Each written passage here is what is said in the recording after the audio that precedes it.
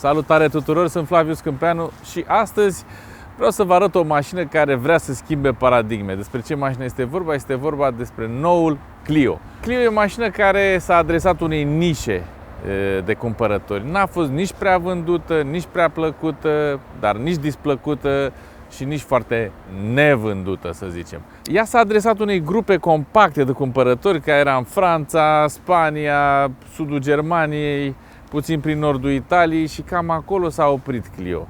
De ce? Pentru că era o mașină cu un design simplu, adresată unei mase de cumpărători care nu avea foarte multe pretenții. Acest lucru s-a schimbat.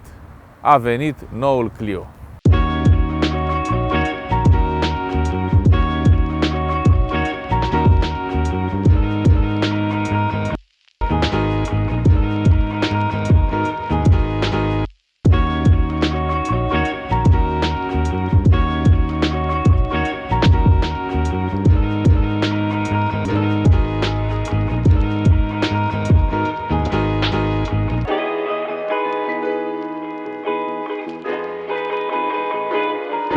Renault redesenează complet această mașină și din față și din spate. Mărturisesc că pe mine m-a impresionat. A ieșit complet din ceea ce însemna Clio. A devenit o mașină care e plină de sportivitate, dar și de eleganță, cu un design altfel, cumva parcă aduce cu Rafale. Dacă Rafale a ieșit complet din ceea ce însemna Renault ca design și ca caroserie și ca ce vreți voi, și Clio face exact același lucru. Este complet din Clio și nu mai are nicio legătură cu nimic din ce a fost Clio înainte. Cum au desenat farurile, cum le-au compactat, cum le-au înconjurat de aceste plastice negre, cum este gri la față, cum sunt luminile, cum este bara desenată care seamănă cu Formula 1. Nu mai aduce nimic cu vechiul Clio decât poate marginile de romb ale luminii de zi care au rămas de la Clio dinainte. Bine, avem noroc și mulțumim dealerului Meridian că ne-a dat această echipare și cu culoarea cea mai frumoasă, cu acest albastru superb, care pune în evidență practic toate noutățile pe care le aduce, inclusiv roțile. Pentru că și roțile sunt ceva nou pentru designul pe care l-a folosit Renault până acum pe Clio. Iar în spate a dispărut, era un fel de, să nu se supere pe mine cei de la Renault, un fel de cotlet stopul din spate, cotlet din ăla cu os, care arăta urât. Cumva inspirat de la Megane. Acum s-a făcut altceva. Ceva frumos, ceva care arată cu adevărat a mașină.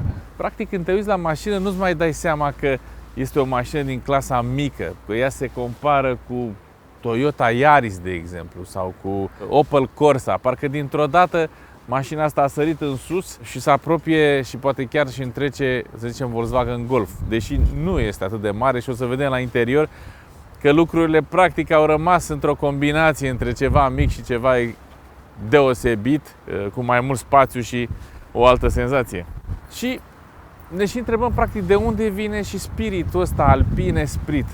Îl regăsim în sportivitatea pe care o emană mașina, o emană nu numai prin designul complet pe care îl are, dar și prin puține elemente, cum am zis, în față bara aceea desenată ca la Formula 1, eleronul ăsta discret pe care îl are, cum este fusta desenată la bara spate și, de ce nu, revin și cum sunt desenate stopurile, care practic imprimă așa o senzație de sportivitate, deși ea nu-și dorește să fie neapărat o sportivă. De aceea mă gândesc, hai să mergem înăuntru, hai să vedem ce s-a întâmplat acolo, că așa cum s-au întâmplat multe la suprafață, s-au întâmplat multe și la interior, și să vedem, este sportivă, nu este sportivă, este elegantă, ce s-a întâmplat cu noul Clio. Prima senzație, absolut prima senzație pe care o ai, dacă ai mai condus Clio sau Renault în general, este că nu mai este nimic din ce știai aici. Totul s-a schimbat, absolut totul. De asemenea, următoarea senzație pe care o ai este că materialele cu care lucrezi sunt materiale de înaltă calitate. Noi avem o mașină nouă, are 200-300 de kilometri, au rămas încă plasticele de nou pe ea, care ne dă o senzație și mai plăcută, că avem bucuria să o conducem atât de la început. Și ce pot să zic pentru mine care sunt suficient de înalt? Dom'le, am loc. Am loc în această mașină. Bine, am mai mers cu mașina puțin înainte, mi-am aranjat și volanul și scaunul așa cum este mie potrivit și oglinzile, însă una peste alta este loc și în față, practic nu mai ai senzația că ești în acea categorie de mașină de clasă mică, poate ușor așa crescută spre medie, ci ai senzația că ești într-o mașină de clasă medie. Toate comenzile sunt făcute ca să fie la îndemâna șoferului. Inclusiv panoul de aici central și cu display-ul sunt îndreptate ușor către șofer, astfel încât tu să ai manevrabilitate simplă și clară către toate. Sunt o grămadă de butoane și pe ușă, și pe lateral, și pe aici, și pe volan, și pe manetele astea. Sunt o grămadă de manete. De multe ori chiar te încurci în ele. Mie îmi place, recunosc cum este acest bord cu multe comenzi, însă sunt un pic cam multe. Hai să o pornim. Pornirea se face de la buton. Nu se aude nimic, pleacă întotdeauna pe electric, silențioasă, spațiu, tot ce trebuie. Ai și unde să pui telefonul, are un loc aici de încărcat. Este adevărat că, deși încarcă și prin husă, care e un lucru bun, nu ai acces la el, se încălzește foarte repede. Am văzut la alte mașini un mic ventilator pentru lucrul ăsta. Asta e foarte bine. O să scoatem din husă, că și husa are și ea un rol la încălzire. Avem un motor de 1,8, este cel mai nou motor de la Renault, a fost pus în premieră pe Bigster, acum a coborât și pe Clio, și pe Logi, și pe Jogger, și pe, va fi în curând și pe Sandero, probabil și pe Duster. Este un motor interesant în 4 cilindri, un motor mare pentru ceea ce am fost noi obișnuiți până acum, motoare mici de 0,9, 1,2. 1.6, este un motor mare, e bine așezat, o să vedeți și mers, lucrează bine. Are cumulat împreună cu electricul, unii zic 156, alții 160 de cai, cam pe acolo este. Sunt două motoare electrice și cu motorul ăsta care împreună ajung aici. O cutie interesantă, nu este cutia pe care o are Duster sau Jogger, este o cutie personalizată a lui Clio, care schimbă altfel vitezele și la care nu mai ai senzația aia de tresărire, deși mai sunt niște neînțelegeri, o să le vedem. Schimbătorul de viteze este aici la volan. Majoritatea mașinilor electrice de clasă mică și medie și au trecut către acest gen de schimbător, care era până acum doar la Mercedes și la mașinile americane. Este mult mai bine poziționat aici pentru că este ușor de manevrat și nu mai are poziția asta ori în drive, ori în reverse, ci pur și simplu are poziție de mijloc și tu doar comenzile pe care ai nevoie să le dai. Hai să pornim să vedem ce zice mașina în mers. Dacă nu ai suficientă baterie, când ai angrenat viteza, mașina merge, pornește motorul. Motorul deja a pornit, se aude, este cumva, deși este mai mare, este cumva mult mai așezat și mult mai liniștit și mai echilibrat decât, și mai puțin zgomotos, asta e foarte important, decât motorul de 1.2 și chiar decât cel de 1.6. Volanul, cum v-am mai zis, nu este pe gustul meu, pentru că mie nu-mi plac covrigii ăștia turtiți, însă pentru cum arată designul mașinii și toate astea pe aici, este extrem de potrivit. Are o grămadă de comenzi, cum spuneam. Renault dorește în mod de neînțeles să păstreze această telecomandă pentru radio. Nu așează pe volan aici comenzile, e totul aglomerat aici în butonașele astea, cu care te încurci, cu ștergătorul, cu schimbătorul, cu farurile pe partea cealaltă. E foarte aglomerat. Suntem pe modul Eco, are modul Sport, modul normal. Pe modul Sport, bineînțeles, schimbă culorile, trece pe o nuanță de roșu. Nuanța asta de roșu merge și pe laterale pe aici și pe la toate luminile de bord. Mașina devine brusc mai dinamică.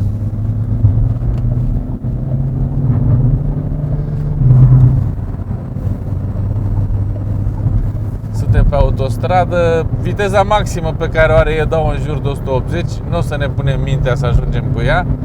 Iată, acum mașina face două chestii. Suntem la 130 la oră, se aude zgomotul foarte tare la motor. De ce? Pentru că motorul în momentul ăsta are două funcții. Una, te ajută să mergi tare și trage de mașină, dar în același timp și încarcă bateria, lucru care îl face să stea în niște ture destul de sus și să fie ușor zgomotos.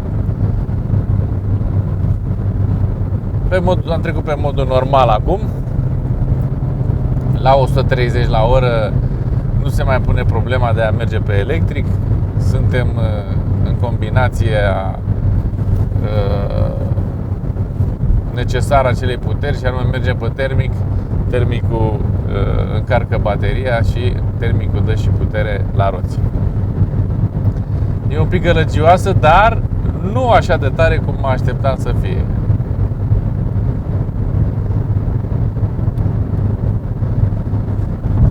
Suspensia pentru autostradă este perfectă, mașina e lipită de drum, stă foarte bine, te ajută, lucru care nu pot să spun în oraș, pentru că în oraș această tărie a suspensiei nu este tocmai plăcută. Demarajul de pe loc nu este extraordinar, chiar și mers la viteză mică are parcă o ușoară întârziere sau ezitare. Nu este o mașină cu care să faci liniuțe la semafor sau în alte părți, pentru că ea nu te va ajuta. Este o mașină care se dorește a fi totuși, deși sportivă, totuși comodă. Deci avem ca variante de mers Smart, avem Comfort, avem Eco, avem Sport. Să punem pe Sport și să vedem cum stă un pic pe viraje. Pleacă destul de hotărât.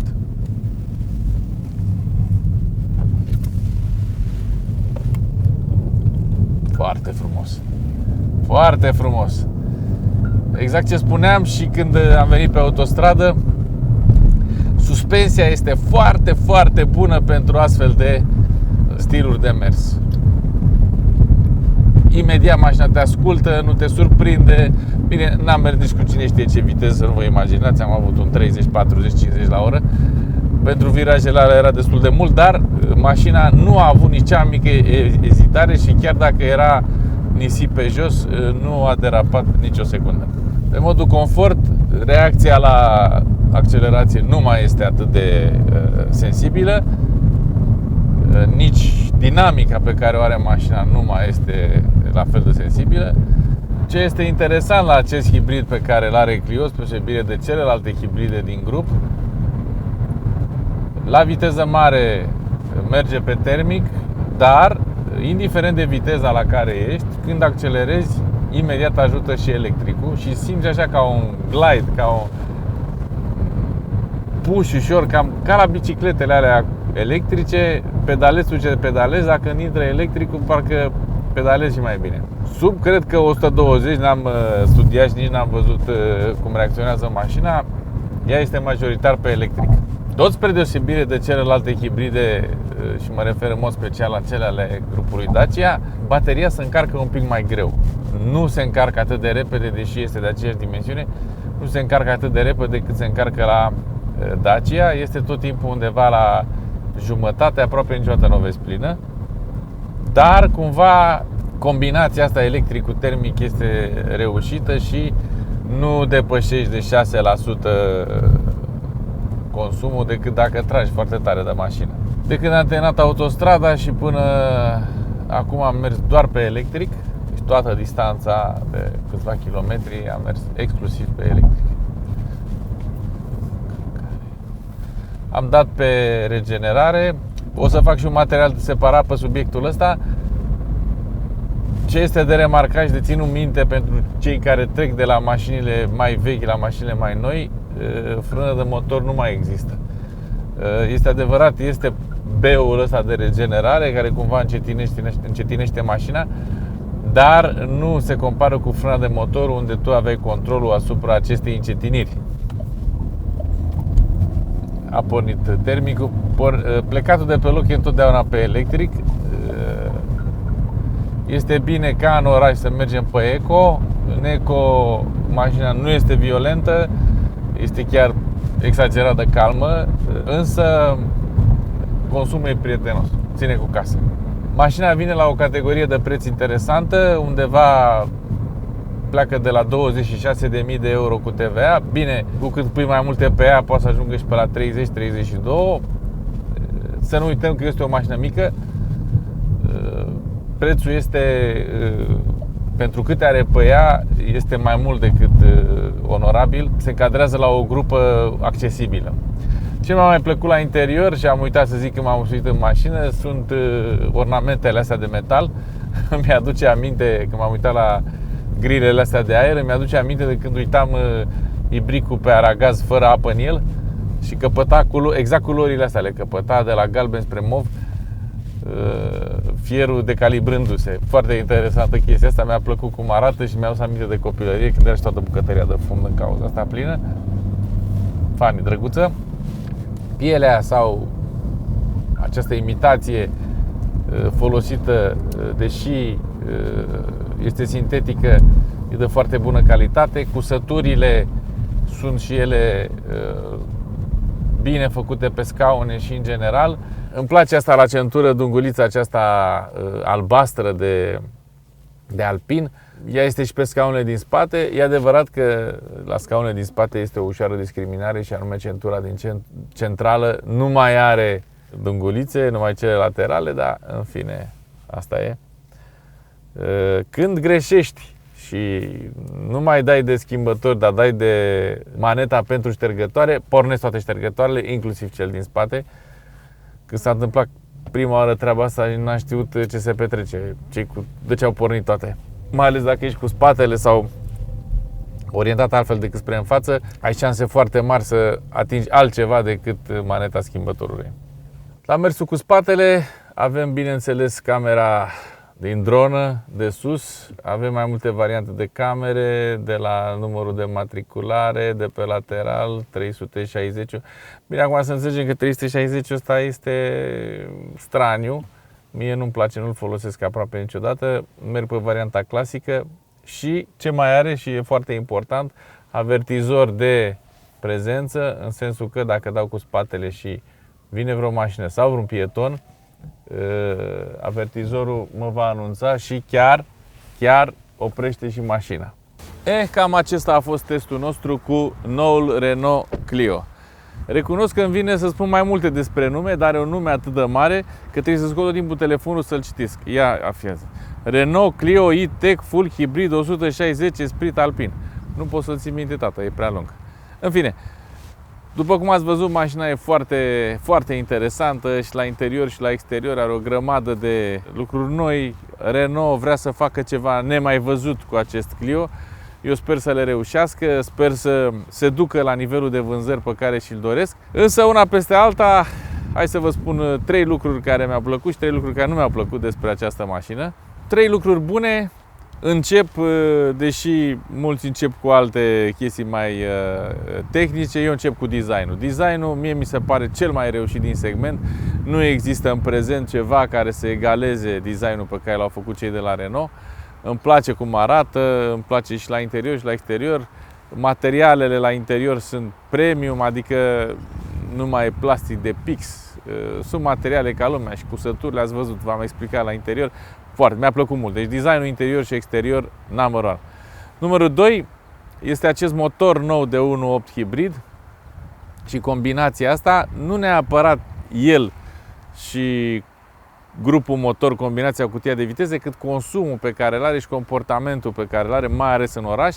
În oraș este tot timpul pregătit de drum, în oraș merge majoritar pe electric, chiar dacă motorul cam mare, consumul este mic.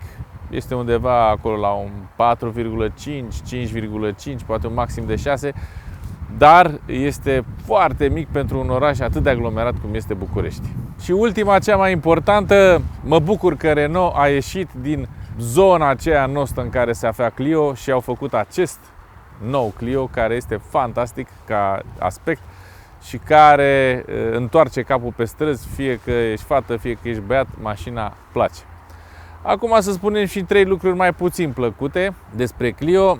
Prima, aș zice, amestecul acela de manete care este la volan. Mie îmi plac și butoanele și manetele și multe chestii, dar aici s-a exagerat. De foarte multe ori încurci ștergătorul cu schimbătorul, cu farurile. Doamne, deci ce e acolo de manete, cu volumul, cu radio. Deci e ca un copac cu o grămadă de crengi și nu mai știi de care să mai tragi. A doua este grupul hibrid. În continuare, și asta e o chestie valabilă, mi se pare, la toți care fac acest nou stil de hibrid. Grupul hibrid este încă în cercetare, în sensul că de multe ori cutia, deși are o cutie diferită față de restul modelelor hibrid din grupul Renault, parcă nu întotdeauna înțelege ce vrei de la ea. Merge foarte bine pe electric, după aceea cuplează bine când ai o nevoie de repriză, dar câteodată dacă nu are suficientă baterie, motorul se accelerează ca să încarce repede bateria, iar dinamic nu se întâmplă nimic. Tot așa pornește când nici nu te aștepți, nu încarcă suficient. Adică este de lucru aici, dar una peste alta este bine structurat și ok, însă mai este de lucru. Asta este părerea mea, este o combinație de părere tehnică și de feeling în care aș zice că mai este de lucru la partea asta de hibrid. Ultima este o chestie combinată din două elemente diferite, le-am spus practic și la interior. Ar fi suspensia. Suspensia își dorește puțină sportivitate, drept urmare e cam rigidă. Mașina, să zic că trâncăne, nu la sensul că scoate zgomot, dar este rigidă și zgomotoasă. Și a doua componentă este bancheta din spate. Pe bancheta din spate, practic locul a dispărut. Nu este foarte mult spațiu la interior, deși ea este frumos ca design, cu centuri, cu albastru, și acolo e o fază haioasă. Sunt 3 centuri pentru 3 locuri, numai 2 dintre ele au dungi albastre, cea din mijloc n-are. Ce-or fi vrut francezii să facă cu asta nu știm, dar e problema lor. Deci, una peste alta, și suspensia și cu acest spațiu mic din spate, creează un pic de disconfort și în special pasagerilor din spate. Cam asta este părerea mea și testul nostru cu nou Renault Clio. Dacă v-a plăcut, dați-ne un like, dați-ne un share, spuneți părerile voastre. Hai să discutăm despre feeling-ul pe care îl simțim la această mașină, și din exterior și din interior și la condus. Și până la următorul nostru test, conduceți cu grijă.